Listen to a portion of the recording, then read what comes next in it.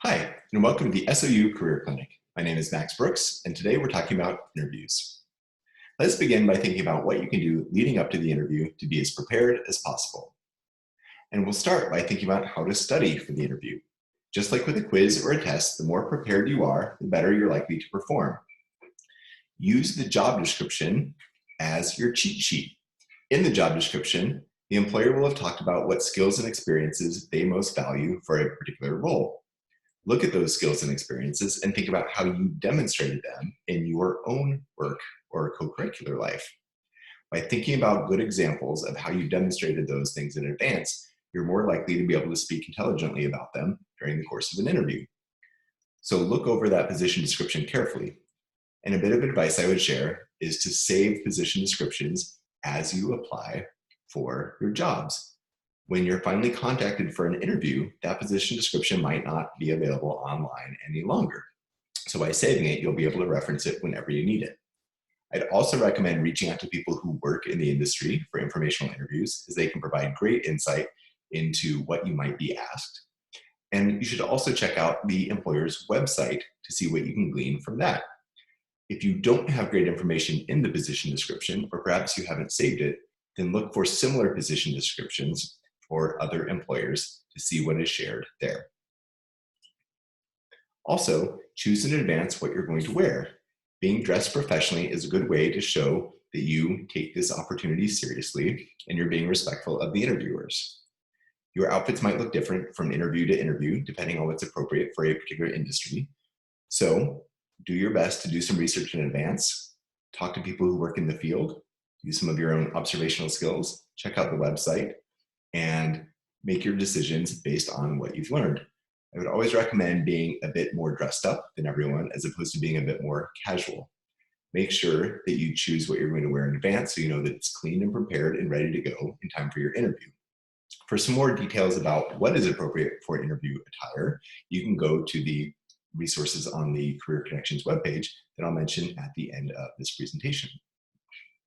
Also, be sure you bring what you'll need for an interview. That can mean resumes and extra cover letters or references. It can mean a scratch pad of paper so you can write down questions and ideas. It can mean the questions that you want to ask the employer at the end. And it could also mean bringing along a portfolio or examples of your work if you think you'd like to share it during the interview. Finally, know where you're going. Make sure you've got the right address and the right office number. Make sure you know how to get there. Do a dry run if you can. You'll want to know where you're going to be parking. How long does it take to get there during a particular time of the day? Are there one-way streets, for example, that you can't go down, or construction that you aren't expecting? If you're taking public transportation, give it a try in advance so you know where and when the buses or the trains will come to pick you up. All of this will help ensure that you're not late, which is going to be a big stress that you really don't need if you don't prepare.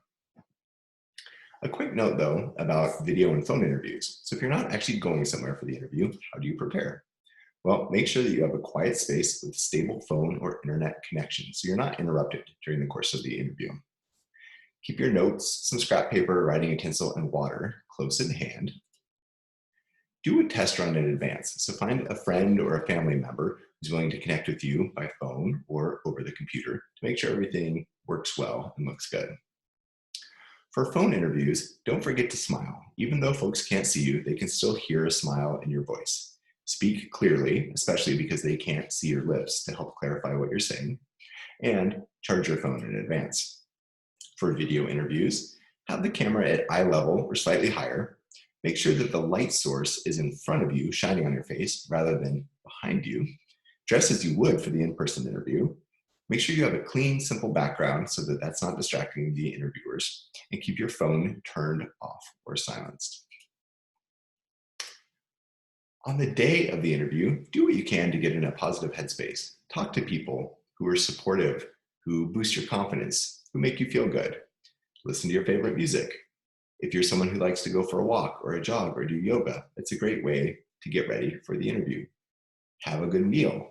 Anything you can do to make sure that you're feeling good in advance of the interview is going to help your performance. Arrive early, but not too early. 5 to 10 minutes is perfect. If you get there too early, you can make the other person feel rushed. and you definitely don't want to be there late. If you do get there too early, go ahead and wait outside, kind of out of eyeshot, and walk around, get yourself ready, and then go in 5 or 10 minutes before your interview time. Make sure that you treat everyone well. Just assume that anyone you interact with is part of the interview process. Even if they're not the final decision maker, they might have influence. So if you don't hold the door for someone, or you're brusque to someone in the hallway, or maybe you're a bit rude to the person who's checking you in, or you're not making eye contact with folks or smiling at folks, any of those people might have a chance to chime in and give their feedback and say that you just didn't seem particularly excited to be there, or you didn't seem like you would be a very good teammate. Also, remain attentive and present while you're waiting for the interview to begin. Don't have earbuds in, don't be buried in your phone. Make sure that you're paying attention to everyone around you and you're ready to go as soon as you're called. Finally, turn off your phone, or at least make sure it's silenced so that it's not going to interrupt you during the interview. In the interview itself, it's important to keep in mind the power of nonverbal communication. No matter what you're saying with your mouth, it's not going to be believed if it's not backed up with the way your body is presenting itself. So shake hands firmly with everyone, smile, and make eye contact. It's a great way to show that you really are excited about the possibility of working for this particular employer and that you're grateful to be there. Address everyone in the room if there are multiple interviewers. Even if one person asks you the question, don't just stare at them when you're giving the response. Include everyone in the conversation. And pay attention to your body language. You want to make sure that you're showing that you are glad to be there, you're enthusiastic, but you also want to make sure that you are remaining as formal as you need to be for the interview setting.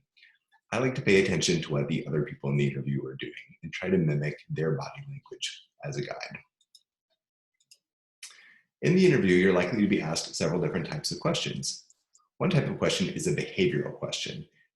As the name suggests, these are questions that are based on your specific behaviors in past situations. Questions like that might look like, give me an example of a time you had to work in a team, or describe a project that you worked on from implementation to completion, or provide a time when you had to overcome a problem. If you could do it again, what would you do differently? In these cases, employers are looking at your past experience as a way to predict how you might behave in the future. You want to stay as relevant and as recent as possible. Relevant makes sense, of course, but also recent because you don't want to suggest that you haven't done anything relevant anytime in the last couple of years. Use the STAR approach: situation, task, action, and results. Ignore the fact that it says research on the screen. Describe the situation that you found yourself in. What was the task that you had to do? What action did you take in response to that? And what was the result of that action? If you address all 4 of those points, you are likely to have a good comprehensive answer to the question. And then, if possible, have at least 2 sample experiences in mind for each skill that you know the employer is going to be looking for. That way you've got multiple examples that you can share if they press you for additional examples or they want some more detail. In addition to behavioral interview questions, you're likely to get strengths-based questions as well. These are things like, what are you good at? Tell me about yourself. And what is something that you are particularly proud of? When you're answering these kinds of questions, it's especially important to use strong, positive body language to help the employer really believe what you're saying. In preparing for these, identify times you felt best about yourself and think about the environments in which they occurred and what skills you were using. So as you're thinking about how you might answer these questions, think about something that you are proud of or that you did enjoy doing. What were those things? What were the situations surrounding it? What are the things that you could learn and how might you apply those lessons going forward? Those can help you think about what you're good at and what skills you most like to use, and help you answer questions, kind of these broad open-ended questions like, tell me about yourself.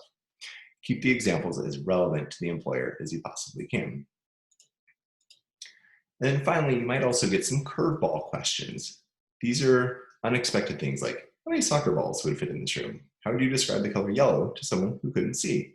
And who would win in a fight, Batman or Superman? The important thing to remember here is there's no right or wrong answers. The employer really doesn't care if you like Batman or Superman more, for example, or if you get the number of soccer balls wrong. What they're looking for is to see how you deal with unexpected or difficult circumstances, and then they want to see if they can follow your logical process and what kind of creativity you use. Take the interviewer through your thought process So even if there's not a right answer to who would win in the fight, Batman or Superman, you're able to explain why you chose the person that you did. Or if you get the answer wildly wrong about how many balls could fit in this room, you can at least still explain what is the process that you walked through in order to arrive at the number that you did. In addition to the questions you're going to be asked, here are some additional tips. I would recommend developing a brand statement for yourself. What is it that you really want the employer to know? Are there a few key themes or ideas that you really want to leave with them? Even if they don't remember any of the other things that you said, are there a few skills that you want them to associate with you, or a few ideas or feelings? Think about what that is. Develop a short statement for yourself. You might use that exact statement in the interview, but even if you don't, it can guide your answers to the questions that you're answering. Know about the organization, but also about the rest of the industry. What's happening in the organization? What's going on in the industry? What are the challenges it's facing? What are the opportunities? Knowing kind of how the organization fits into the larger industry can be an important part of the conversation. Find out what you can about your interviewer. You might not always know who is specifically going to be interviewing you, but if you do, see what you can read about them on the company website. What's important to them? What projects do they work on? Do they give away any information about what they value and what they're looking for? Do they have social media accounts, professional social media accounts that you can be looking at to see what kind of articles they're reading and what kinds of things they're paying attention to? All of that can help you be prepared for how you're going to interact with that person when the interview begins. Don't talk negatively about previous employers. Even if you had negative experiences, you don't want to put your potential new employer in that kind of mindset. You don't want them to imagine you potentially talking negatively about them someday. You don't need to talk about being nervous. Everyone's nervous going into an interview. Sometimes even the interviewers are nervous. That's to be expected. It means that you care about the outcome. So there's no need to draw specific attention to it and make everyone focus on it. Just push through. Like I mentioned before, address everyone in the room so everyone feels included. And then it's okay to take a minute to think about a question and admit if you don't have a particular experience that they're asking about. In that case, it's fine to say, that's a really great question. Let me think about that for a moment. And it's also okay to say, I don't have that exact experience, but from what I understand, here are the skills that I would need in order to do that thing well. Here are some examples of ways I've used those skills or developed those skills and how I would probably then use them to address the situation you're describing if I'm given the opportunity to address that in the future. Finally, it's really important to have questions for the interviewers. It makes a big difference at the end of the interview when someone says, do you have any questions for us?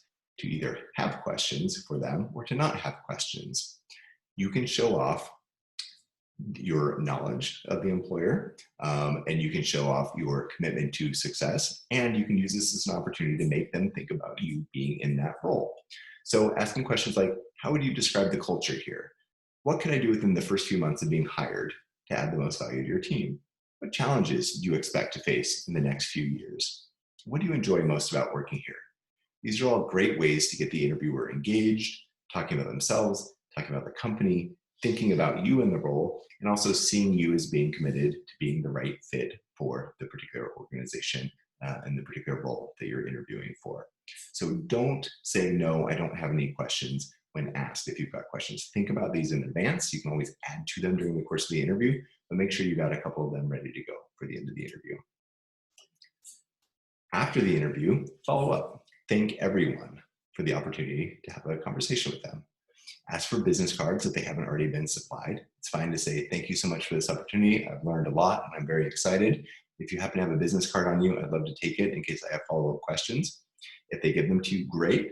If not, that's fine. You still have contact information for whoever set up the interview. That will allow you to send a follow-up thank you email, either to everyone or to the one person that you got contact information for. And you can ask them to forward that along to everyone else on the interview team. I hope this helps you think a little bit about how you might prepare for your interview. For more resources on preparing for interviews, as well as for writing resumes and cover letters, please visit the Career Connection site, sou.edu/careers. Click on the Students and Alumni page, and you'll find lots more resources there. Thank you so much, and best of luck with your applications.